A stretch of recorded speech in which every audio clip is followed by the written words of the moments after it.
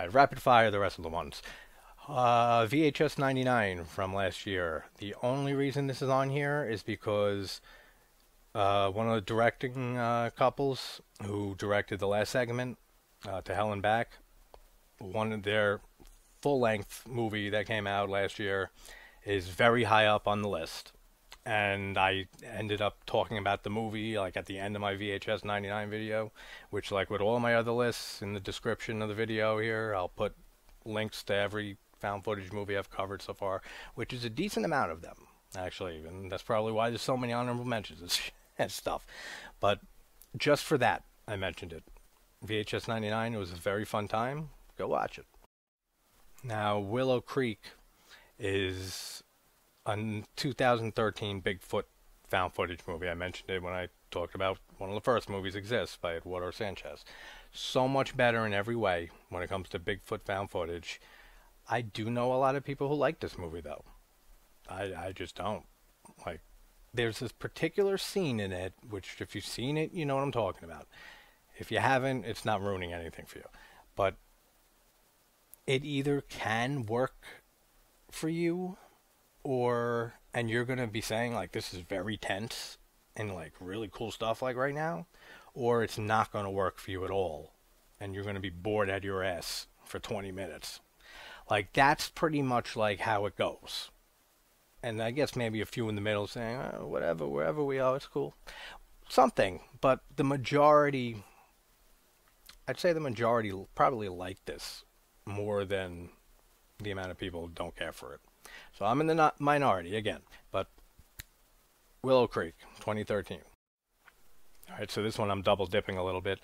Hell House LLC 2, The Abaddon Hotel from 2018. It's on Shudder, just like VHS 99's on Shudder, just like any Hell House. I'm pretty sure all three of them are on there. They were exclusives for Shudder. Yeah, the second two. So they get a lot of hate. They do. Like, they really get a lot of hate, the sequels. And I'm not saying that they're better than the first one at all. But the second one's a lot of fun for me. Like, I can get into the second one every single time I watch these movies. Which is not too often, but I watch them a decent amount. I've seen them. I just had to throw this one on the list, just as a little, like, JT's pick for, like, don't forget about me. Because it is a great sequel. Like, it's pretty fun. Like, I actually enjoy some scares in that more than in the first movie. Like, some scares, not like the whole movie. But the first one's so much better, but we have time to talk about that. Alright, 2018's Ganjam Haunted Asylum. This is about a group. This is South Korean. It's from South Korea, right? South Korean horror film? Pretty sure.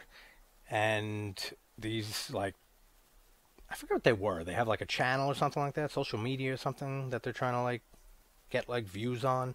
But they end up in an asylum, and shit goes nuts. Like, that's as best as I could describe it. It's a very, very well-made movie. And it's pretty damn creepy at times. Like, it's definitely an effective one. Definitely an effective haunting or, you know, that type of supernatural type found footage movie. So that's Ganjam Haunted Asylum from 2018. Alright, next is Savage Land from 2015. This is a very unique one. And for anyone tuning in right now, yeah, we didn't even get to the top 20 yet. As usual, these are honorable mentions, but I'm kind of racing through them. But Savage Land is very unique in the fact that you don't see anything happen in this movie. There's a whole little town near the border, and like in one night, everybody is murdered who lives in that town. And they have a pretty much like dead to right suspect. And it's a very intriguing story. But like the way that this is mostly dealt with, like the story of what happened that night is told to you, mostly through creepy ass pictures. Like still pictures that pop up on the screen that the guy was taking pictures of going through the town and stuff. Awesome. Like, it's a very, very I don't want to say too cheap, but it's low budget. But the idea helps it. Like the idea definitely helps it that they don't really need to spend money on anything. They don't need special effects. They don't really need anything. They're just showing pictures up. And yeah, they had to make what's in the pictures and stuff, but they wrote well to their budget, which that speaks for a movie in like the next one or two. But yeah, Savage Land 2015, interesting one. Ooh, The Den. The Den didn't go on the list. Am I sure here? I feel like The Den should be on the top 20. Oh no, I know what I did. That's why. It was. Then it kind of got scooted back. The Den from 2013. I think most people have seen this movie. This was like a more fairly popular one. Same with like maybe not The Bay, but like Unfriended. That's a few years later, and Grave Encounters, and like all those popular ones that were running like parallel to the Paranormal Activity franchise. But The Den is like one of those screen share, like all takes place on webcams and stuff, like type of movie. And this girl is doing like a survey or like a study of like how many meaningful conversations she can have on like an app that's pretty much chat roulette. Like if you guys remember that shit, chat roulette. That's how you, if you're ever in a dangerous situation, you need help, you hop on chat roulette immediately because you will find someone to call the cops for you after about 80 penises are dangled in front of your face. So you can get the help. You're just going to have to wait through the dicks. Well, that kind of sounded like Cartman actually just now. But as always in these type of movies, this study does not turn out well for her. And it has a pretty brutal ending. Like for sure. Like people who've seen it, they know what I'm talking about. So what the fuck is the name of this movie? Man, I'm shot, guys. I haven't slept. Like, I didn't sleep last night at all. Which is normal for you new subs. So don't you start worrying. I'm good. Den. That's why, because I kept thinking that was actually Unfriended, and it's not the first one. Next honorable mention, Unfriended Dark Web from 2018. I decently enjoy this sequel. Like, you hear it gets shit on a decent amount too. But just the whole idea of it being more grounded in reality than the first Unfriended leads to some cool stuff. Like, you know there's this type of shit that goes on around. Like, basically this guy takes a laptop that was in, like, the lost and found bin at his job or a coffee shop or something for, like, a month. And then he brings it home and he starts looking through the files while he's on a Skype call with his friends and his blind girlfriend he's having another separate conversation with. And turns out that he stole someone whose laptop was connected to the dark web. And things that are not good proceed to happen to his friends and him.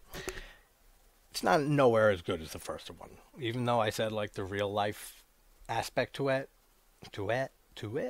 the aspect to it makes it,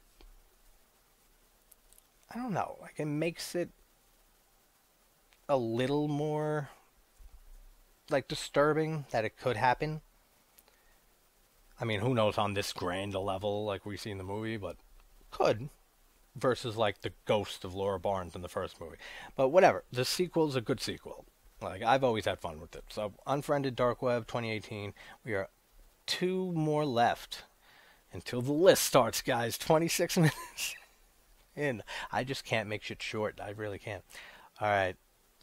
Now, these 2 are pretty much just ones I wanted to throw on here just to support the directors and stuff who were very nice enough to both come on the channel for interviews. Well, one's the director of one of these films and one is the lead actor in another one of these films. And both came out last year. And the first one is Cactus Jack from 2022, from last year. And there's a few extras like in the description here. So I am going to be linking like all my videos, like deep diving on these movies. But also like for certain things, like stuff like this. Like I did a spoiler-free short review. And then I had a an interview with the actor for like an hour and a half. So like that's those. I'll link both of those just because it's interesting. He's funny as hell too. From this movie Cactus Jack, quick little synopsis. It is on. I want to say it's on Vimeo or Vudu. Both are free. You can watch it for free. And basically, this amateur documentary filmmaker goes to meet up with this guy that all he knows about him is he hasn't left his mother's basement in like over 6 months for any reason. And he thinks, like, all right, this guy's a nut, whatever, though, maybe it'll be fun. Then it starts to become not fun at all. Like, if you have a tolerance for getting, if you don't have a high tolerance for, like, sensitivity, like, if you're easily sensitive or, like, politically correct and, like, things offend you, like, first of all, you shouldn't be here. Like, go find another channel, honestly, because, like, I'm not PC at all. I don't like any of that shit. Like, I don't stand for it. Like, whatever I say the person is or looks like they are, that's what the hell they are for this sake of argument. But it is a very offensive film. Like, especially, like, with racial slurs and, like, homophobic slurs. Like, this guy who ends up being just insane, like, skinhead, like, hates everything. It hates women and hates everyone who's not like a white American, hates black people and hates gays and hates the religious. Like he hates everyone. And the fact that they filmed this movie on just a few like camera phones blew me away. When me and my pal Al Lucard, what's up Al if you see this, both had the chance to and the pleasure to talk with both of them, and I think, yeah, that was the same night, Al, right? Where we pretty much crashed Al's stream, me and Michael Gull, after our interview, the actor from the movie, who his performance in this movie, guys, is so excellent, like so good that like I couldn't believe it when I like finally saw him. Like I think I saw him on my friend Al's stream first because he interviewed him first, and I saw like 2 seconds of it. I didn't want to watch any more and have like questions floating in my head that he asked and shit. I don't like that. So I saw him for like 2 minutes talking, and I'm like, this guy is an amazing actor. And then when I had him on, I was talking to him. This guy was the sweetest human being. Like, I know he watches sometimes, so hey, Michael, if you watch it, love you, bro. Hope you're doing some good shit now, because I gotta keep plugging this movie, like for you and them Thorntons. Like, absolutely offensive as hell movie, but if that doesn't bother you, if you can put aside the fact that this is just the story of one person, like this sick fuck in this basement, and this isn't like making a political commentary on left versus right, and there's no politics attached to this at all. But a lot of reviews and stuff, like from when it came out last year, the end of last year, seem to want to keep pushing that whole political agenda. It has nothing to do with this. It's just a character study on one crazy dude. So if you can just look at him as a despicable character and a despicable person that you would hate no matter where you saw him, then you can probably get through the movie, and you will be happy you did, because it was a great, great movie. And I think they took a lot of chances and risks. Them Thorntons, their brothers, I think. Jay is one of them, and I feel so bad I forgot their names. But there's two directors, and they both have the last name Thornton, so them Thorntons is what their name is. And then the other one I want to give a little shout out to is Chess from 2022, from last year. That director Aaron Irons, thanks so much again, man, for everything.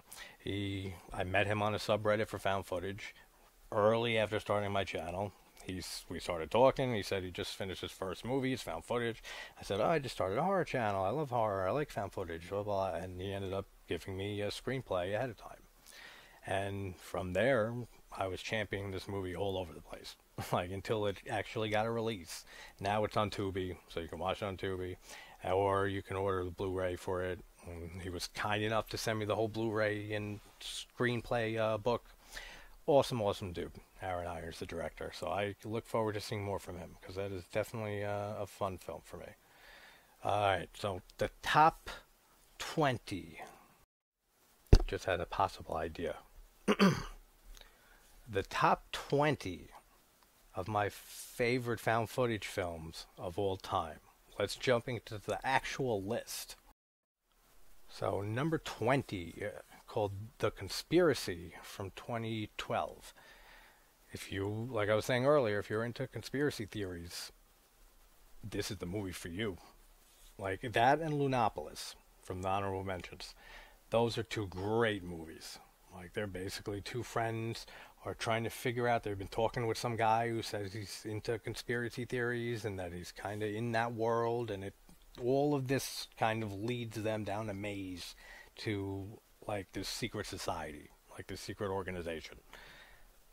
That's a good synopsis. Can't really spoil anymore, but awesome movie. Like first time I saw it, loved it. Haven't had a bad viewing since. So I'm pretty sure that might still be on Tubi. I'll check and I'll put links in there and stuff. I usually put all that. But number 20, 2012's The Conspiracy. Alright, number 19, The Sacrament by Ty West from 2013. Ty West hasn't done anything really that I don't adore. Like, I've never seen his first movie, which I always forget it. It's like Rooster, or like something like that. Never got around to seeing it. Like, I really got to see that movie. But House of the Devil is amazing. The Innkeepers I adore now on my last rewatch. I liked it the first time. This time I loved it. Sacrament is great. We have this news team that it's basically based off like the Jonestown murders or the Johnstone. There's like two of those, and that's like very confusing. So whatever the famous murder suicide cult is what it's based off of. It's whatever that one is. But I love how Ty West brought his whole style and stuff to found footage. Like it really worked, and you had Eli Roth backing the film here. I'm pretty sure he was executive producer, right? Wasn't just regular producer putting his name on it. Yeah, he was probably executive producer. But great movie. Like anything to do with like this one too is kind of like its own little mystery a little bit. Anything to do with those type of things in found footage movies especially, I adore. Like any type of mystery or conspiracy theory they're trying to figure out, or all of that. Time travel, aliens, all that shit works very well in found footage for some reason, I find. Alright, now this is probably where some of us are gonna, woo, who's got cat-like reflexes, able to catch that lamp as it was falling. This is where we might lose each other a bit, like with this next one. Because, don't get me wrong, it is an excellent movie. I just prefer the next 12 to it. Like, it's basically it. I just like the other movies better on this list. And this movie was very high up on my zombie movie list, which I mean, yeah, like a few other titles on there, they're not like zombies. Like, this is just like an infection in the apartment and stuff. But there's great scares in this movie. It's very atmospheric, too. And this went on to have, like, 3 sequels, so there's 4 of them, plus the American remake, Quarantine, and then that had a sequel. I don't think I've ever seen past, like, the second Rec. And the first Quarantine. I've seen both of the originals, like, the original and the remake, and then the sequel to Rec. Are they worth checking out, Rec 3 and 4? If anyone knows, let me know. Seen them all, likes them, let me know, because maybe I'll check them out. But Rec 2007, awesome film. Seriously, for people who've never heard of it or seen it, don't think that because it's near the bottom of my list here that it's not an excellent found footage movie. It is, like, for sure. So definitely check out Rec. I don't know where it's streaming. Probably have your best bet on Tubi, which is what I bet for on any situation I'm not sure 100% of. Alright, number 18 is done with. Number 17... Digging Up the Marrow by Adam Green from 2015. Now, I know a lot of people don't like this movie. And I know a lot of people who like this movie. It's very, very divisive. I love Adam Green. I love his first movie, Frozen. And then I love the Hatchet series. Like, everything about that series. I adore Hatchet. Like I love Hatchet so much, like because you guys know I'm a slasher guy, and he was pretty much like our saving grace in like the mid 2000s. Like we got Victor Crowley to just use so in those movies the practical effects work that they went back to, which like back in the golden age of the 80s with slashers. Delicious, so good. But Digging Up the Marrow was Adam Green's foray into found footage too, and I like it. And a lot of it, I think, is going to depend on how you see Adam Green. I've always seen him as just a very humble dude, very laid back, like he gets like starstruck and giddy like when he meets a celebrity and stuff like that. So like he just seems like this chilled down to earth guy. So I've always loved him. I've always loved his movies. So when I see him acting like pretending like it's his real life in this movie, we get Kane Hodder in here also, and Ray Wise, which I fucking adore Ray Wise in everything. Like, he's always going to be Leland Palmer because Twin Peaks is one of my favorite shows. But he's phenomenal in everything. I've praised Ray Wise a decent amount already on this channel. Like, he is amazing. But good movie where he Ray Wise's character is he says he's a retired police officer, or cop, and he comes to Adam Green, who is playing himself in this movie. So it's got a few meta layers and stuff to it also, which I enjoy. And he says he's a cop, and he starts saying that he's been tracking monsters his entire life, like real monsters, like those type of monsters, not fake, real. They mean business. And so Adam Green starts getting excited that like, yo, like saying to his friend, like, isn't this what you always wanted as horror fans? Like to find out that this shit's real, that monsters are real and like all that stuff? Like, not really. Like, I gotta disagree with him there. Because if there were even a quarter of the things in real life from what we've seen in all the films that we've watched, like collectively all of us in the horror genre, I would never leave a room again. Like, I'd barricade myself in this room and I would never leave. Are you serious? I don't know, nitpicking. But yeah, it's very meta, and Ray Wise is trying to convince Adam Green that these monsters are real. And he doesn't really have much evidence at first. And then the evidence starts piling against Ray Wise that he doesn't look so credible. Give it a watch. Like, give it a chance, at least. Because I know this was a movie that, when it first was coming out, it didn't have the best, like, hopes. No one had the best hopes for this movie. Like, I think because, like, this was kind of like when found footage was dying out a little bit. Like, 2015, like, mid-2010s. Like, I mean, it's still everywhere. Oh no, did I do that? Oh shit. Man, I'm fucking up all over here. I thought I ended the video by accident. I said, oh shit, man, I'm not re-recording 40 minutes. Are you insane? But he starts to go into this found footage style, and people who were more into Hatchet and Victor Crowley for the slasher genre, I don't think they were that happy that they were getting a found footage movie from the Hatchet guy.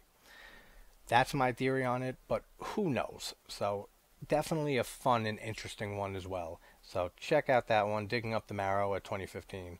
So number 16, VHS 2 from 2013. I adore the first two VHSs. So obviously the other one's going to be here too. But I think the gore and the effects are even better in the first one. I mean, in the second one. This one here. The zombie in the park, and like the fifth segment, not the fifth segment, the fourth segment, I want to say. The fifth one's with like the haunted house, with like the CGI like arms coming through the floor. That looks cool too. But, or is that the first movie? I can never remember. If anyone hasn't seen VHS for some reason, here's your plot synopsis. People find VHS tapes. They got fucked up stories on them, yo. They start playing them. That's the little anthology segments that we see. That's the end of the movie. That's the only real synopsis you need. And I don't know who hasn't seen these movies, but VHS 2 from 2013, awesome sequel. All right, now here, number 15 is another film I can't really say anything about because I feel anything would take away from it. But that's fine. Number 15, The Tunnel from 2011. Now, this is another great one. Like, everything from here on, like, basically, I adore, like, these movies. But The Tunnel is great. Like, it's like this whole conspiracy, like, government cover up and stuff, and they end up going into these whole bunch of abandoned train tunnels, like under Sydney. Like I'm pretty sure the whole place was shot in Australia, right? Uh, Ginger should know that. But awesome movie. That's like literally all I can say about it, without like feeling like I might throw something out there spoilery. But check out the tunnel for sure from 2011. That is on YouTube. So I'll put the link in the description, definitely. So let's move on to number 14. We're halfway there. Number 14, The Bay from 2012. Now, this was popular, I felt, when it first came out, like in 2012. Then I feel like it kind of was forgotten about, like as found footage as a genre, like kept growing. Does anybody else feel that way? Like, I feel like The Bay and The Tunnel, like the last two, not talked about much, like after time kept going on. But they still hold up today, both of them, like incredibly well. I mean, it's only been like 10 years, or like, or give or take a decade. I'm not doing math right now at 12 a.m., and I've been up for over 30 something hours. I'm not doing that. But a while is my point. Like, but not too long. But the bay is a kind of like an ecological disaster with the fish and the ecosystem in this bay, and something goes awry. And it's during 4th of July, which I completely forgot because last year when I started the channel in June, I was thinking of something to do for 4th of July. I would have much more rather have done this movie and watched this again than friggin' Uncle Sam from 1992. That the terrible slasher. I really wish, wish I would have remembered that because I would have definitely done the Bay. But there's always this July coming up. Throw that one on that damn list. All right, so let's go down to number 13. What could it be? What could it be? I'm just telling you, it's M. Night Shyamalan's The Visit from 2015. I loved this movie. Like, there's only a few Shyamalan movies I like to love. I love The Sixth Sense. Unbreakable is fine. It's not really my thing, but it's fine. It's not like a bad movie, or I can watch it here and there. And then pretty much nothing else except for like what else did he put out? Like the first Signs is okay. It's not like fantastic or anything. I'm mixed on Signs, but then we got The Happening, which is terrible, and The Last Airbender, which he destroyed that. Like he went very downhill. But in 2015, he went the found footage route also, and I really like The Visit. And honest, it's you really need a description to the visit. Like you can't guess what it is if you're waiting for like a synopsis to see if you want to watch these movies. The Visit. They go. It's actually funny. There's this girl and her brother, and the brother is like this like I don't know how old he is, 9, 10 maybe, and he's a rapper. Dude, it's hilarious. Like, as much as I don't like rap music, like, this kid's funny as hell in this movie. He raps a few times. And they are sent off by their whore of a mom who wants to go get laid on a cruise. Which basically this is what happens. And sends them away to her parents' house that she's been estranged from for, like, 15 years or something like that. Could be off on the numbers, but whatever. Something is not normal. And it's all shot through like this is like the daughter's, the sister's little project she's working on. Great movie, and there is an eerie scene or two in this movie, like one in particular that I'm thinking of that you don't even notice if you don't know it's there, and I love that type of horror. So he did great with that. Like I really enjoyed The Visit. So M. Night Shyamalan's movie The Visit from 2015 at number 13 on the list. All right, VHS, the first one from 2012. Not much else to say here that I didn't say in VHS. I love the VHS. The first two movies, I like 99. I fell asleep during Viral a half hour and I didn't go back to it. And I saw like the first three segments of 94, which I loved the first segment with the Rat Man, or like the Rat God that lives down in the sewers. That's one of the best segments in the whole franchise. But my favorite in the whole series is still from the first movie, and it's the one with the siren. With I forget what the name of it is. David David Bruckner did it, right? Directed it. Pretty sure. Pretty sure he did. But then they made a full movie out of that. And I totally forgot they were doing that. And I finally watched it like 6 months ago or so. It's pretty good actually. It wasn't not like great or anything, but for the type of movie it is, a spin-off of a segment from a VHS film, it was pretty decent. And it has what's his name in it? Who's in a few things. Chase Williamson. So Williamson or Davidson? No, just Williamson. He plays John in John Dies at the End. He plays David Wong. He's in Victor Crowley. He plays a boyfriend of someone. He's in It Follows. He plays Zeke, the boyfriend to Micah Monroe. He's been in a decent amount of things, but definitely a fun two double feature there to watch, VHS and VHS 2, if you guys haven't seen either of them for some reason. All right, now number 11. This is a great one, man. The Possession of Michael King from 2014. This is such a good movie. Like, short synopsis, this guy loses his wife, and they have a daughter that he's solely responsible now, and his sister is staying over to help him, the guy Michael, with his daughter, since the wife is gone, the mother's gone. And she was in some sort of accident, and he starts to go out and try to prove that there's no such thing like when we die, like that there's death is the end, and then there's nothing after it. So he proceeds to have like hexes and spells and voodoo chants like put on him from all over the place, like all different people, to prove that it's all bullshit. And then one of them just ends up not being bullshit. It's a great idea, and it's very effective. Like I really really like this movie. So number 11, The Possession of Michael King from 2014. Number 10, Creep 2 from 2017. I'm not even going to talk about it here. I'll save that for a little later.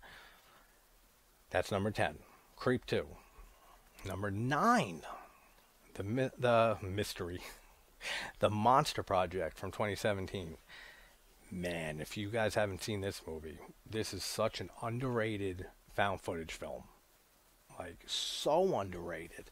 And it goes balls to the wall, like, immediately. Like, as soon as, like, your initial setup in a film is 20 minutes, 25 minutes, once stuff starts happening, this movie never stops.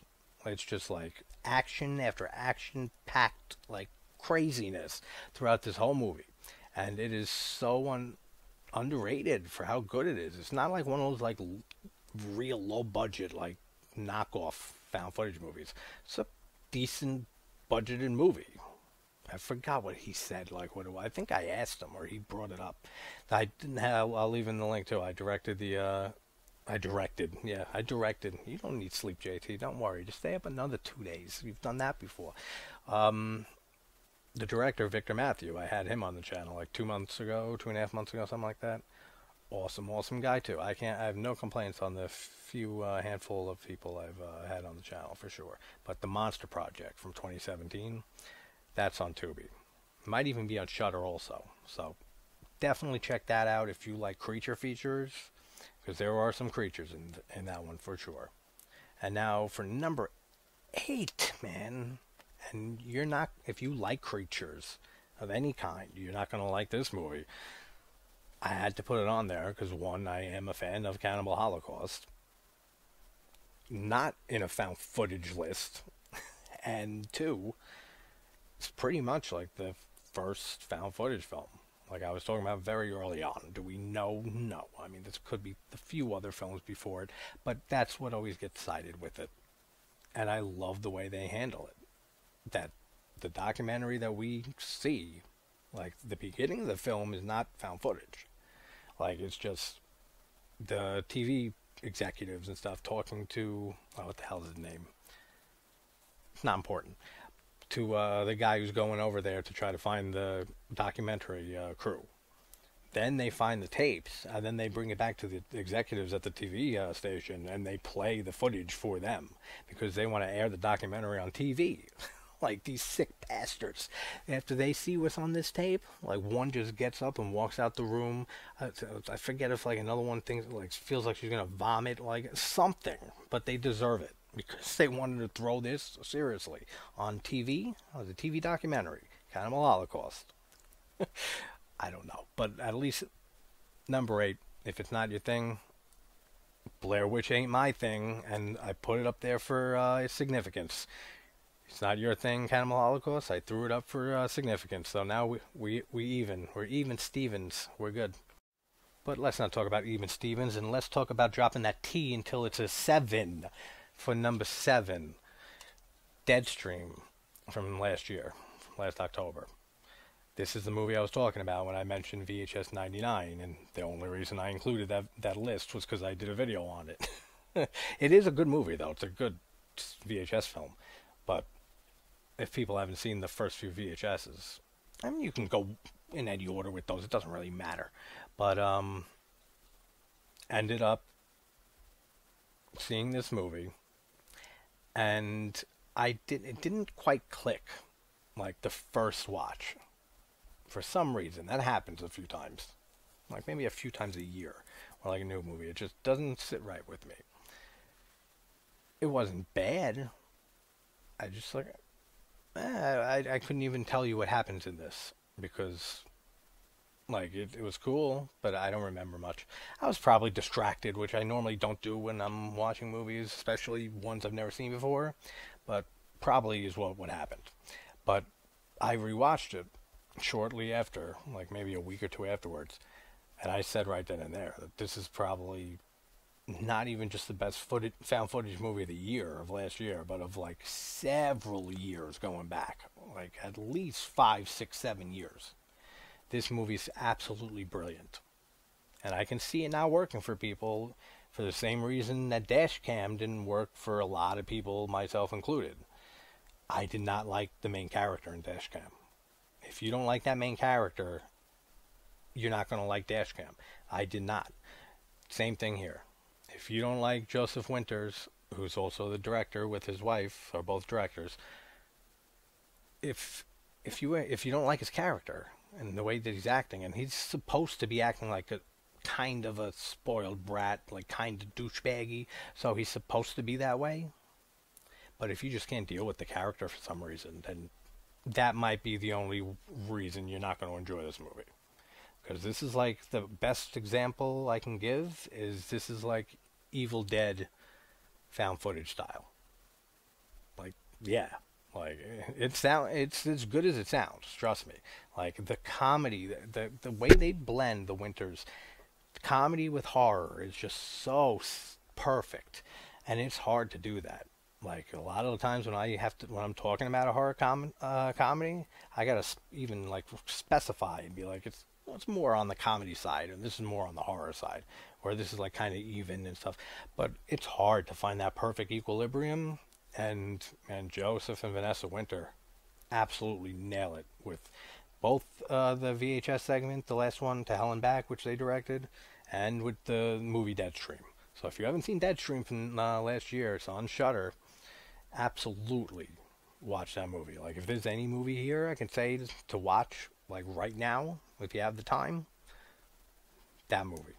Just throw it in there. Watch Deadstream from last year. At number 7. Alright. Number 6. Lake Mungo from 2008.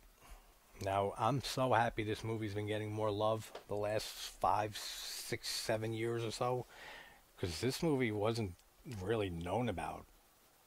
And I didn't even know about it till maybe like 3, 4 years after it came out. and it blew me away. This is a very slow film, and this isn't found footage. Again, like, it's technically not, but it's always lumped in there with found footage, just like all this screen share, phone app movies, and computer screens are all lumped in there. This movie is so authentic.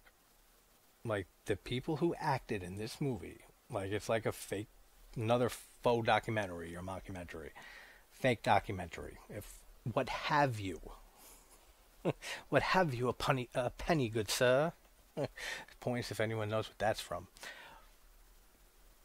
So, there's a Lake Mungo, right? I might lose my thoughts so easily when I'm tired. But this movie, I'm so happy it's getting more popular because now a lot of people know about it. And a lot of people, you mentioned Lake Mungo, they've heard it, which is a good step in the right direction, like, for sure. But this movie really does feel like an actual documentary. And it's a short little spoiler-free thing. This family is just basically dealing with the grief and the loss of their daughter, who they lose in a terrible drowning accident. That's all I can really say.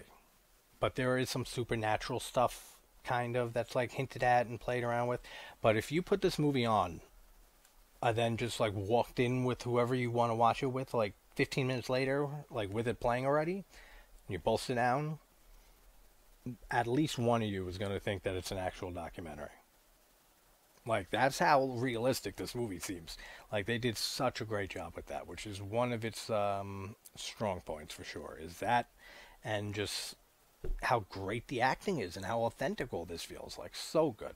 So that's Lake Mungo at number 6. Let's get in the top 5. Top 5 found footage films for me of all time.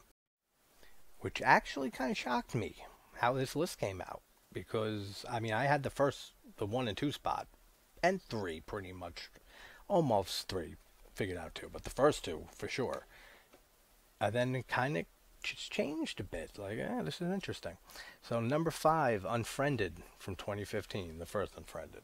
So, this is the one that's taking place on an 80-minute Skype call on the computer.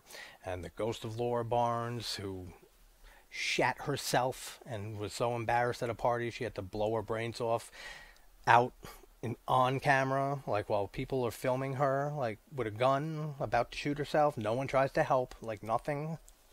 I hate that about this whole generation, the younger generation. They all just stop and film shit. No, help, no, you don't need help, you're fine. Like, we need to film. Fucking assholes humanity is. So, everyone has heard about this movie. I mean, Unfriended is pretty damn popular movie. Not even like in the found footage genre. Like, it's just people. That movie did very well. Like, I don't know how box office how it did, but it got very popular. And I remember the sequel coming out was mostly because of like word of mouth. Like, people just kept blowing this movie, and I will continue to blow it. Like, actual awesome one continuous. I'm pretty sure it's a one continuous like 80-minute take. I'm like, I don't quote me on that, but I'm pretty sure. And that's awesome. Even if it wasn't, though, it's awesome because they actually used the real sound effects of real apps in this movie, which sells the realism so much more. If they would have used like some generic YouTube site or generic Twitter or Skype, no, wouldn't have worked. It would have taken me out of the film. But they use all the correct websites. Like, I think some of the links are even still up. Like, if they were still up at some point when I read that. But that makes it so much more genuine feeling. That, like, oh shit, that's the Facebook Messenger ding. We're so used to that. We know that. Like, it's already in your head because we're so used to it all the time. So just the fact that they were able to use like their own apps and messengers and stuff and sounds make this movie so much better than it already would have been. So, number 5, Unfriended, 2015. Number 4 is Butterfly Kisses from 2018. Now, I didn't see this being this high up. But honestly, when I went through every single other movie, like from the honorable mentions down to number one here, I couldn't think of any other place to put it. Like, I really, really love this movie. Like, and it's so unfortunate that we'll never get to see another movie of any sort, but like especially like a found footage movie or just a horror movie in general from this director. Because Eric Christopher Myers, the director here, he sadly passed away pretty young, like 2 years after this movie came out, like 2020 or something like that, a few years after, which, that sucks. And when I heard that, because I didn't see this when it came out, I don't think. I think I saw it a few years later, or like 2 years later, and that's when I heard that he died.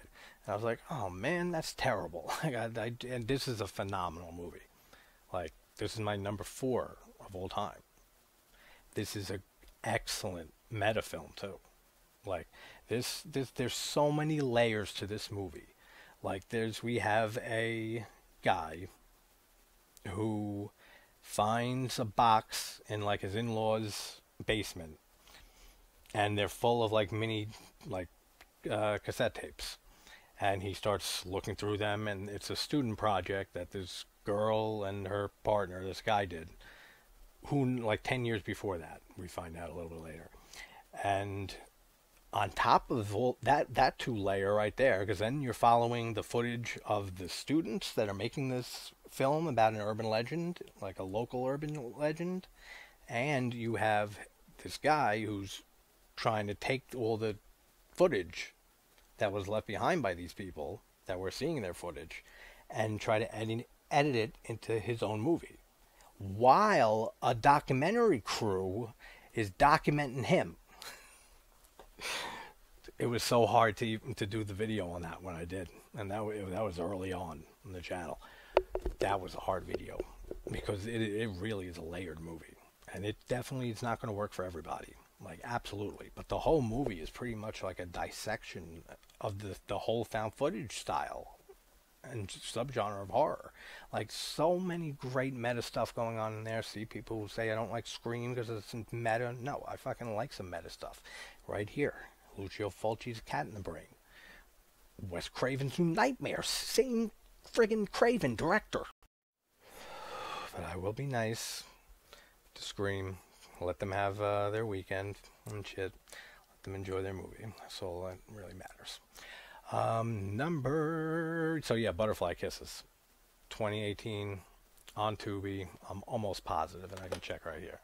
Because if this is probably top 3, I would say, to check out if you have not seen much found footage.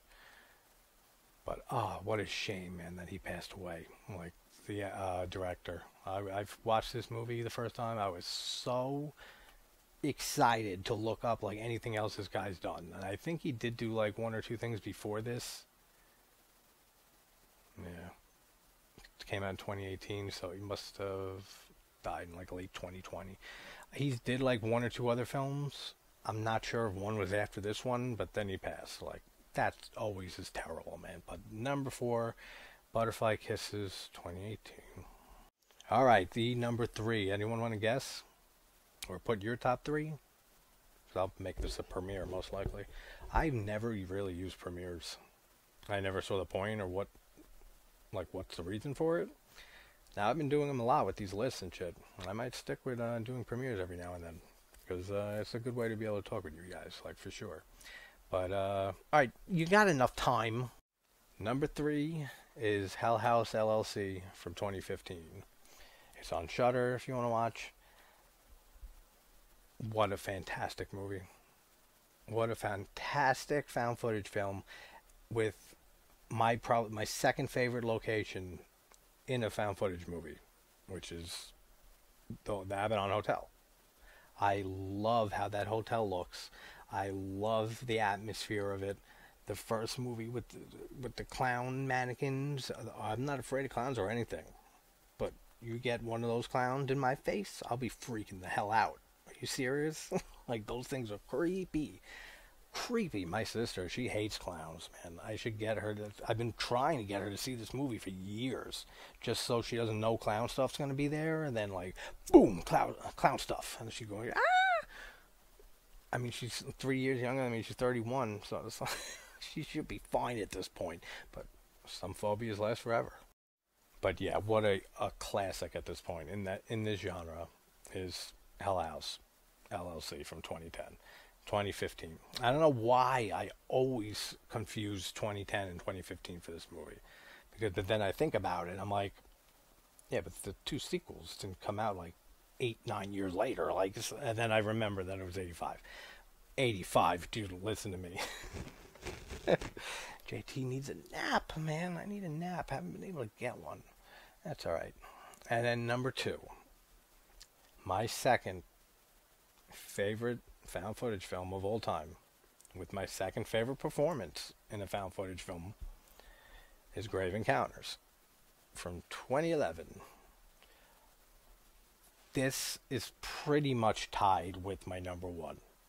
The only reason that pushes my number one to number one and not a tie here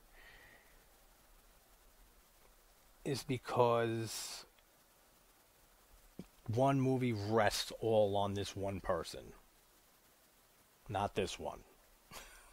But we have Lance Preston here. I love his character so much. And just the whole thing, like, this is like before ghost hunting shows were getting real popular and paranormal investigative shows. So I love how they show, like, they show up to a mental institution that has some creepy ass history that every place that's a mental institution, or used to be, does. And they end up trying. There's a hilarious scene with the janitor at the beginning. Like, if you've seen the movie, you know what I'm talking about. He like tries. He tries getting an answer if he's seen ghosts around here lately, and he doesn't speak English really. He's like, no, I no see. He's like, well, hold on. He starts walking away. He's like, what about $20? He's like, oh, I see ghost. It was over there. It's very scary. And then just stares into the distance. Dude, it's so funny. That cracks me up every single time I see this movie. Funniest line in the movie. And there are some funny lines here, more so in the beginning. But this movie messes with a lot of my biggest fears, which is losing touch with reality, being held somewhere against your will, like a prison, a hospital, of a cult, like, who knows? Any type of situation like that. And being lost.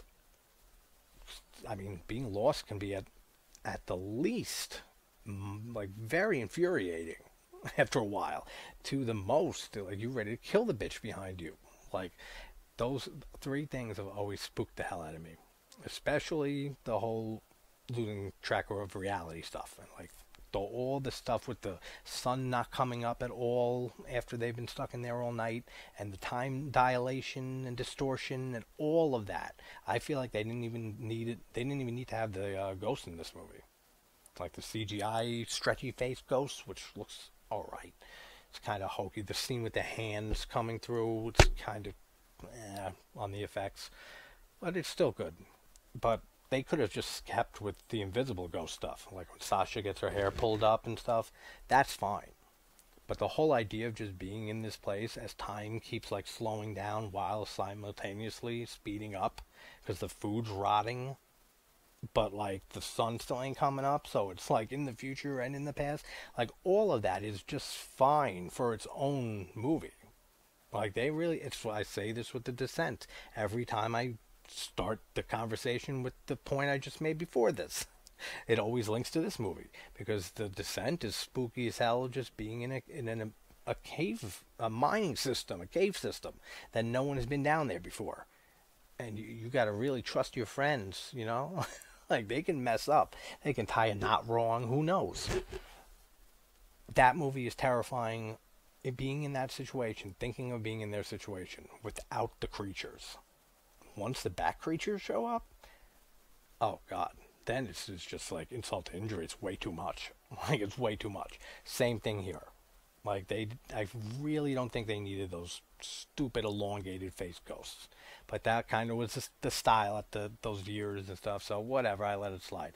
But Grave Encounters, amazing. Sequel, I don't care for it as much.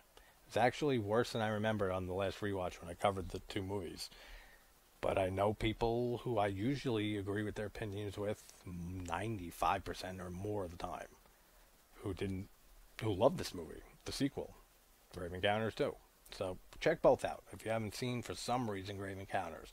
So number one, little drum roll, and I don't even know if it's audible. Maybe it's going to be audible.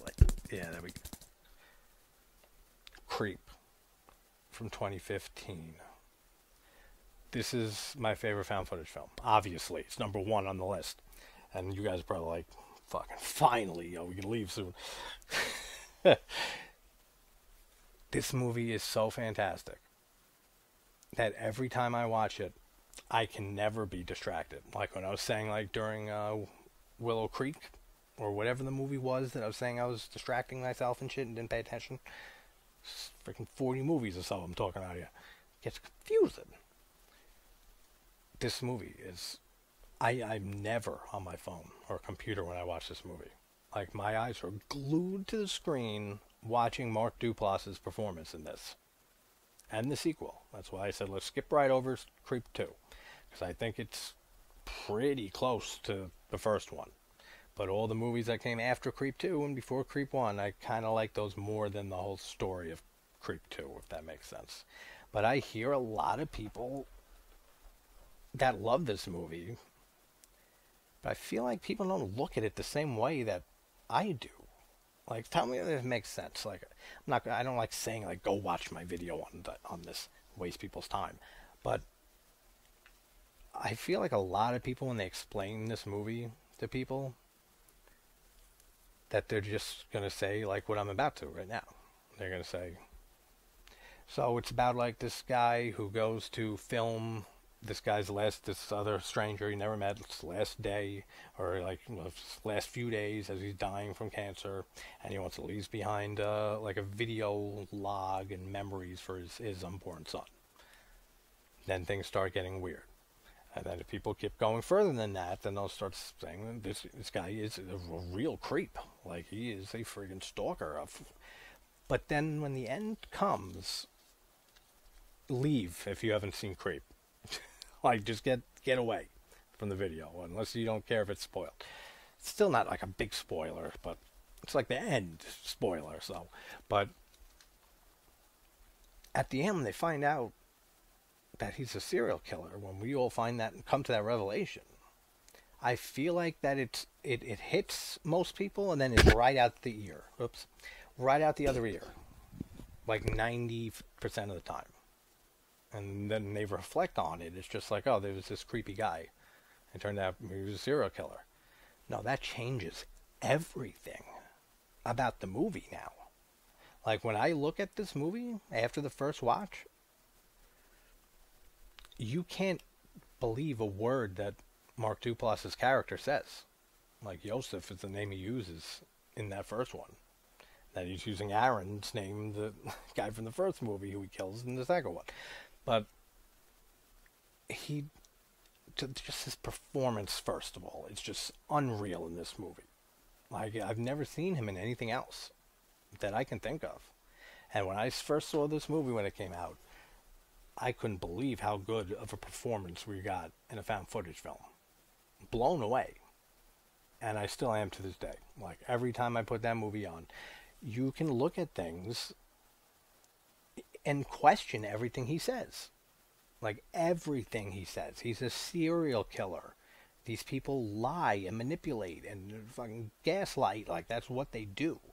So you can't take anything that he says for truth during the movie.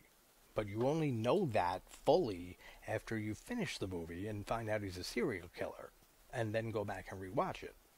With those, like, fresh eyes. With that knowledge. I think it's an amazing dual character study into Duplass's character, the serial killer, and into the whole diving into the mind of the victim, like a victim of a serial killer. Like, it's I speak a lot more on it in my video for Creep and Creep 2. If you want to hear it, fucking whatever, go check them out. But I don't hear it described in the same way that I see this movie. Like, the exact same way that I always take from it. Like, it's just a much more serious movie than people give it credit for. Like, it's kind of just like, ah, yeah, he was a creep. He's some weird scenes. No, he's a serial killer. And he's killed, like, mad people. And still is on the loose. Never been caught. That means everything that he's saying and doing is calculated. It's manipulated. Like, everything. And I love that, because then you can start questioning every little thing throughout the movie on rewatches. But Creep, number one, my favorite found footage film. It's pretty much been my favorite since the movie came out. So 2015. Yeah, like it has been pretty much since. But it did overtake Grave Encounters. Like that was one thing it did do. So like Grave Encounters was my favorite. Then I saw this. I saw Creep. I said, yeah, no, that's hard.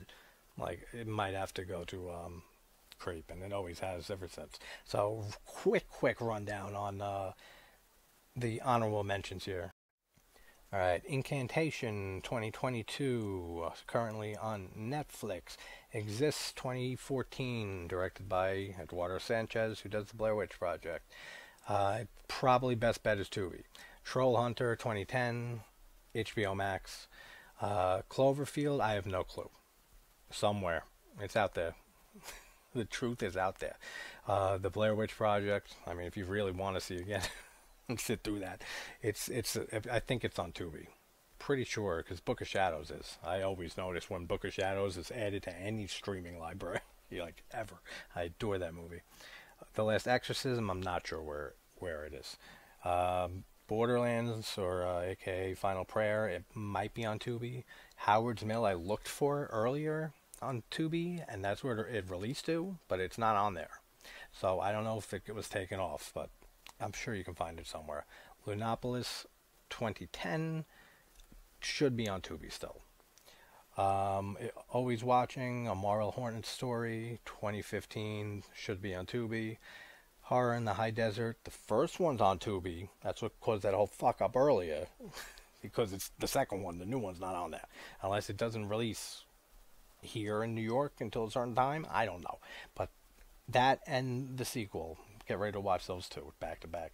VHS 99 from 2022.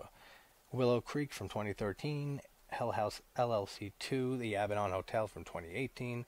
Ganjam. I love saying that word, don't you? Ganjam. It's almost like Gundam style, but Ganjam.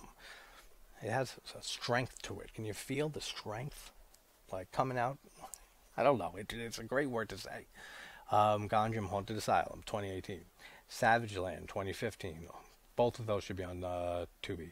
The Den, I don't think it's on Tubi. It should be somewhere. Unfriended Dark Web, not sure. Cactus Jack, I'll put the link for that. I'm pretty sure it's Vudu or Vimeo, like I said earlier. And Chest is on Tubi. Now for the list, going back over them real quick, my 20 favorite found footage horror films of all time. Well, you can't really say of all time, because you're hopefully going to live longer after, like, from this time. So there might be other ones, like, in the future. Like, I want to see that. So let's not go too soon. Number 20, The Conspiracy, 2012, should be on Tubi. Most of these, if you can't find them and you haven't checked Tubi first for some reason, they're most likely on Tubi. Like I said, the same with my 80s slasher video. The Sacrament, 2013, Ty West. Pretty sure that's on Netflix. Pretty sure. Wreck, I want to say Wreck was on Tubi, like recently. Digging Up the Marrow, 2015, Adam Green's found footage film at number 17. That's usually also on Tubi.